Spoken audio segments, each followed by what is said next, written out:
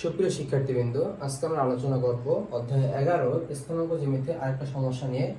তো তোমাদের সমস্যাটা এরকম দেওয়া আছে 2x - 3y - 6 = 0 একটি সরলরেখা যা অক্ষদ্বয়কে, এখানে একটা কথা তোমাদের মনে রাখতে হবে, অক্ষদ্বয়কে, অক্ষদ্বয় মানে হচ্ছে আমাদের x ও y অক্ষ, অক্ষদ্বয়কে যথাক্রমে p এবং q বিন্দুতে ছেদ করে p ও q বিন্দু দ্বয়ের মধ্যবর্তী দূরত্ব নির্ণয় করো। তো একটা সরলরেখা দেওয়া আছে, এটা যে কোনো ধরনের সরলরেখা হতে পারে। এর একটা সরলরেখা, এটা হচ্ছে x অক্ষ এবং এটা হচ্ছে আমাদের y অক্ষ। তাহলে এই সরলরেখাটা y অক্ষকে ছেদ করেছে, x অক্ষকে ছেদ করেছে।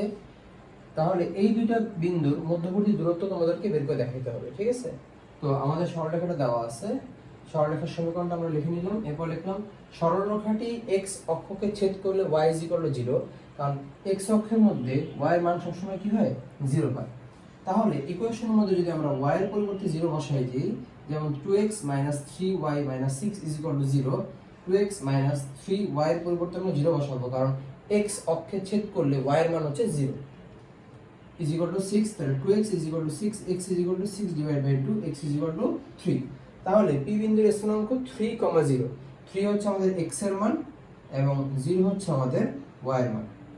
এর পরবর্তীতে এই সরলরেখাটা যখন y অক্ষকে ছেদ করবে তখন x এর মান হবে 0, যেন লিখেছি সরলরেখাটি y অক্ষকে ছেদ করলে x = 0। তাহলে 2x - 3y - 6 = 0, 2x এই x এর পরিবর্তে আমরা বসিয়ে দিয়েছি 0, -3y = 6, তাহলে এটুকু চলে যায়, তাহলে থাকে আমাদের -3y = 6, y = -2। তাহলে q বিন্দুর স্থানাঙ্ক হচ্ছে আমাদের 0, -2, কারণ এই 0টা হচ্ছে আমাদের x এর মান আর এই -2 হচ্ছে আমাদের y এর মান। এখানে আমরা যেহেতু বলেই নিয়েছি যে x এর মান 0 হবে, এখানে আমরা 0 বসিয়ে দিয়েছি।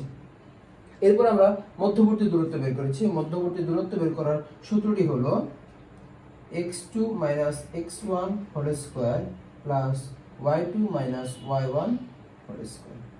তো এই সূত্রের আলোকে আমরা বিন্দুগুলো বসিয়ে দেওয়ার পরে আমাদের -3 কে স্কয়ার করলে আসে 9 এবং -2 কে স্কয়ার করলে আসে 4, তাহলে √9 আর 4 যোগ করলে আসে 13। তো তোমাদের -3 কে স্কয়ার করলে কেন হচ্ছে 9 আসে, দেখো -3 কে স্কয়ার, তার মানে হচ্ছে -3 কয়বার আছে, দুইবার আছে গুণাকারে। তাহলে এই মাইনাসে মাইনাস হবে আমাদের প্লাস এবং 3 আর 3 গুণ করলে আসবে 3 × 9। এই জন্য কোনো মাইনাস মানকে যদি বর্গ করা হয় তার অ্যান্সার সবসময় পজিটিভ বা ধনাত্মক আসে।